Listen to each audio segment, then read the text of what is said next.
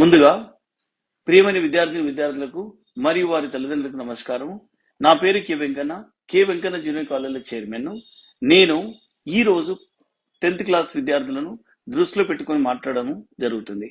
అది ఏమిటనగా, మనందరికీ తెలుసు, గత 2 సంవత్సరాలుగా కరోనా కారణంగా విద్యార్థులు ఎటువంటి పరీక్షలు రాయకుండానే పై తరగతులు పంపడం జరుగుతుంది. ఫలితంగా ఐఐటి జేఈ మరియు నీట్ లాంటి జాతీయ స్థాయి పరీక్షలను సాధించడం కష్టతరం అవుతుంది. దీనిని అధిగమించడానికి మరియు 10వ తరగతి పరీక్షలో అత్యధిక మార్కులు సాధించడానికి నేను మీ ముందుకు K Venkanna junior college platform ద్వారా అనుభవజ్ఞులైన అధ్యాపకులచే ఉచిత వీడియో క్లాసులు, హ్యాండ్ రిటన్ నోట్స్ మరియు గత ప్రశ్నపత్రాల సమాధానాల విశ్లేషణ ఇవ్వబడును. కాబట్టి నేను విద్యార్థులకు చెప్పదలుచుకున్నది ఏంటంటే, ఈ ఉచిత వీడియో క్లాసులను మరియు హ్యాండ్ రిటన్ నోట్స్లను క్లాస్ రూమ్ లో కూర్చొని చదువుకున్నంత serious చదువుకోవాలను.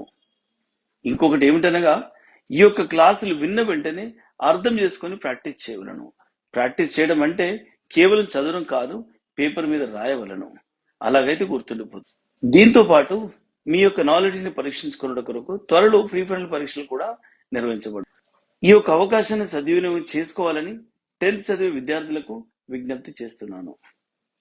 Global governance, we are talking about globalization. There is only one organization, that is WTO, World Trade Organization. Either ways the question is being asked, you will write these points.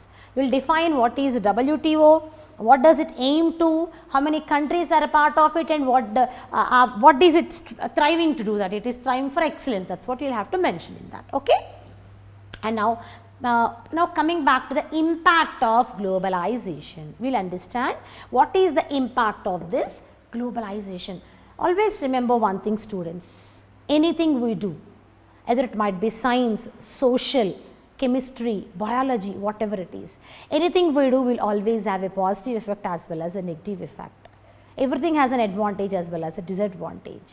So globalization is like very necessary. Globalization, because of globalization, whole of the globe, internationally, everybody is being benefited. But what are the advantages and what are the disadvantages on every single country?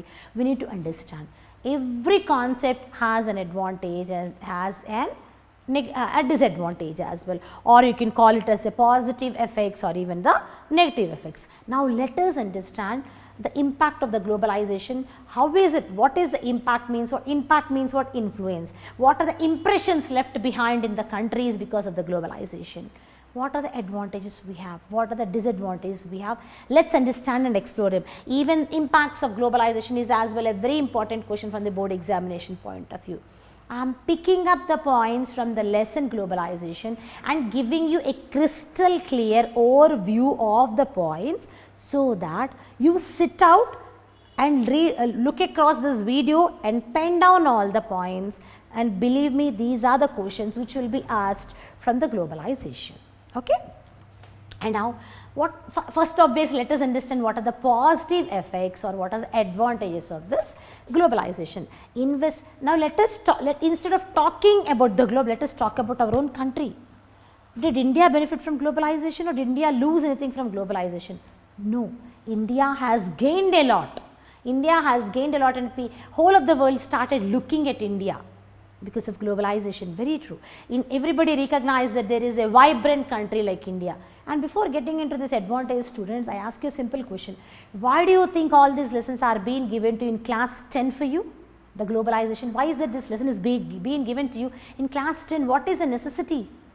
Once you all come out of the class 10, you will be getting into either science, mathematics, MPC, BIPC, your own streams of what your preference. But why is it globalization is being taught to you in class 10? Because you are the future citizens of the country. You need to understand all these basic things. Tomorrow you are, because all the future lies in your hands. You need to understand all these basic intricacies of globalization of our own country. Understand and then take a proper decision. Your step will contribute to the bright future of the country. So this is for class 10 writing the board examinations point of view, don't read like that. Think that you are trying to do, you are understanding your own country. So believe me, that will give an inspiration for you to read these lessons. Okay. And now the positive effect. What are the positive effects that India has gained? What are the advantages India has gained because of this globalization? Investments in India are increased, which means it is beneficial. There are so many foreign investments which were being poured into the India continuously, rigorously in huge amounts. Obviously, that is really beneficial to the country. It will give so much opportunity for employment. So many job opportunities are cropped up, and there is inflow of the capital into the country, and foreign currency is being there is a flow of foreign currency into the country, which is absolutely an amazing thing for the country, right? And new, as I said, new jobs are created, industry, and obviously when somebody is investing in our country, whole of the setup will come into the country. For example, like a mobile industry, or it might be like it might be a mobile industry or electronics industry, or banking, or anything it might be. It might be anything. There are so many foreign banks started their company, banking sector started in India as well, Bank of America. There are so many banks which will start. So banking sector, India is really benefiting because of this globalization, and medicine wise also India is improving. India is being benefited because majority of the global top medical companies are investing in the India, and they started their companies here. And the mobile companies, IT companies, what not, automobile companies, what not. Kia has a huge setup of automobile in country, in southern parts of the country. When we are heading towards the Andhra, you will find Telangana, Andhra body, you will find that. So because of this globalization, India has benefited a lot. It's benefited a lot. And what are the companies, we can enabled Indian companies to, and not only that, students, it gave a way to emerge Indian companies as also as an multinational companies. People from outside country has invested in our country, and even it gave a scope for our own Indian companies to emerge as an multinational companies. And which are those companies, Indian companies, which have really emerged as a multinational companies? For example, Tata Motors, Infosys, IT sector, and Ranbaxy is none other than the medicines company. These three companies, they are the Indian companies which grew up so well that they as well became multinational companies. So this is the impact of the globalization. India also has benefited a lot because of this globalization. And now what are the disadvantages of this globalization? Obviously, when multinational companies start creeping up, obviously there is an impact on the small scale industries. Because of the large scale industries and multinational companies, the small companies were really shattered. They were totally shattered. Small and cottage industries are hit. They are really hit because suddenly there was so much amount of investment in the MNCs, and the investment was not that as expected in the small and the cottage industries, and because of which they are really hit badly economically. And majority of the people in these small scale industries and cottage industries became jobless, right? This is one of the biggest disadvantage what India is facing right now. And to a certain extent, some of the cottage industries and even some of these small scale industries are totally perished. So always when you understand anything, we need to understand that everything has got its own advantages as well as disadvantages. Hello students, my name is Vishal Kumar Sharma and I did my BTech from IIT Kanpur. Right now I am associated with K. Venkana classes. And at K. Venkana classes, we are bringing your IIT top Delhi faculties. I am an HOD of mathematics at K. Venkana classes. Okay.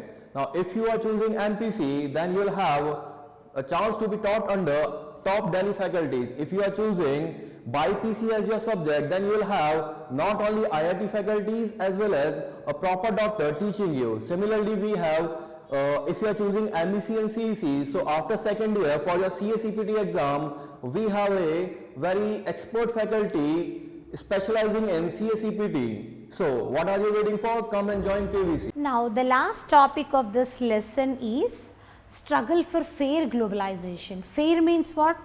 Good thing. Nobody should be at disadvantage, nobody should be upset, nobody should be deprived of something. So that is called as fair nutshell. And what is the struggle for, there should always be fair globalization. globalization is very important for globally all the people, all the countries of the people, but that should be, we should have a global and a fair globalization. That's what. And who can take a role, who can see to it that this globalization is fair? Either either you nor myself, no one of us can do, because globalization is in a broader spectrum. Obviously, who should take care of it? Government should always take care of it. Government should play a vital role in its policies. When the government is formulating its policies, it should keep in mind, it should not keep in mind only the people who are the richer community of the society. No, the government should be able to keep all the people, not only the rich people, but not only the haves, but also the have-nots, the poorer section of the country. So the government will have to put excuse me, every one of them while formulating the policies. So obviously, when formulating the policies, the government plays a vital role, and it does a fair job, and it implements properly. So to certain extent, the globalization can be fair. And apart from that, there are labor laws. A person who is working in an organization is called as a labor. Labor means, it's not that I am saying any person who is working with dignity is called as a labor. And there are certain labor laws which are being implemented in every country. The labor laws in every country also, the labor laws should be properly implemented, and seeing to that every person who is working under an organization, whether it might be an MNC or whatever it is, small scale industry or cottage industry, that the workers should get their rights. No labor is being deprived of his rights, and make sure that all the laborers, all the people who are working in any organization, they are not deprived of the rights. And who is responsible for all these things? The government is directly responsible, and the government should play a vital role, a key role in implementation of all these things. Then only this globalization, what we have discussed till such a prolonged period, will be fair and will be able to give its fruits properly to every one of them around. And now couple of points we supposed to discuss are labor laws we have discussed, and globalization by connecting countries results to the greater competition. Obviously, there is one more thing, the government will have to focus if it wants a fair globalization. What is globalization? It interconnects all the countries, and because of this interconnectivity between all the countries, there is huge competition. There is a huge competition, and because of this competition there is a rupture, and it's the responsibility of the government to see to it that these all are minimal, and how they should be handling very smartly. Okay. And globalization occurred across the globe and when did this globalization occur? We need to remember that globalization occurred almost across in the late 20th century, and all the countries started connecting with each other, and because of which globalization cropped up, and globalization became a huge movement. Okay. And what are the impacts of that? It has political, cultural as well as economic dimensions, and this globalization has political, cultural as well as economic dimensions. As we have discussed in the starting of the lesson, globalization has a political dimension, it has an economical dimension, it has a cultural dimension. As every country keeps on exchanging, because of the trade, the cultures, the ideologies, everything is being exchanged. Okay. And now MNCs have and what is the main thing which is really alarming is MNCs have easier access to the markets than any other thing. So government will have to put across these things and lay the rules and the regulations fairly, that every small industries producer as well as a small scale producer, the cottage industries producer are feasible in the market. Okay. And now the competition held between where is the competition generally between? The competition is between the local producers and the foreign companies. The competition is between the local producers and these foreign companies, and everything has to be balanced. Everything has to be proper. The competition should be taken in the proper spirit, and then only I think this globalization can give us the best fruits and the results. As whole of the world, globally everybody is getting the fruits of the globalization, including India. As we have discussed that majority of the countries majority of the companies in India, even they have grown up, the Indian companies also have grown up to multinational company stage. So obviously putting in all these things in mind, globalization is a very important concept which has to be instilled, which every student has to understand this, in the examination point of view as well, because globalization is equally important for the country. And now coming across now, what are the important topics you need to focus on this in this lesson of the globalization, putting the examination point of view. I will not drill whole of the lesson, but I will tell you what are the important points or important topics to be covered from the examination point of view. In whole of the lesson, I will not say that these are only the topics you need to focus and leaving all other topics. No, I will not say that. Crystal clear, I am saying these are the important topics. You will have to cover other certain topics as well, but these are the important topics. If at least you go through these topics well, you will be in a position to answer any question that comes across. And only focusing on these topics, don't leave all other topics. I am not suggesting you to do that. Crystal clear, I am making it very clear. I am not saying that the question will come only from these topics, but these are the important topics I am saying. You will have to focus on these topics. There is always a probability that you might get a question from these topics, and even a probability that you might get from all other simple important topics of the lesson. So, go through the textbook once, but these are the important topics which cover the whole of the lesson. Okay. And now, what is the first topic is impact of the globalization of the local industries, factors that help globalization, and how small and cottage industries are extincted, and advantages and disadvantages of the multinational companies. Or they can ask even about what is the Labor Wages Act, what are the things about the Labor Wages Act, that also they can ask very simple things you can tell you, because these things all you have been reading since almost class in 8 and 9 as well. So, with this we complete this lesson globalization, which is a very important topic of class 10, the social studies, the 9th lesson of social studies globalization, and I wish you all the very best children from this lesson. Thank you so much.